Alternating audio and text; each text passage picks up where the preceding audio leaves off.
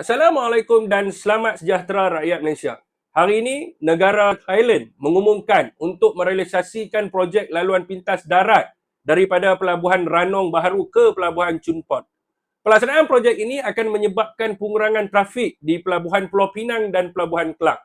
Saudara dan saudari, jika projek ini berjaya, Malaysia juga perlu mengimport barangan antarabangsa daripada negara Thailand, di mana semua import dan ekspor akan tertumpu selepas ini kepada laluan pintas ini.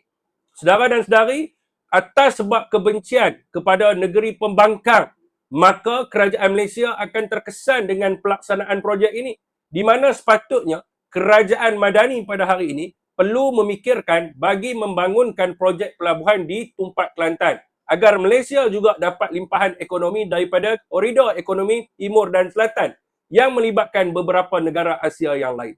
Selain itu, kerajaan Madani juga boleh menaik tarafkan lebuh raya timur barat antara Greek dan Jeli, termasuk menaik taraf jalan daripada Tumpat ke Kota Baru dan Greek ke Pulau Pinang yang membolehkan lori-lori besar termasuklah kontena-kontena untuk melaluinya.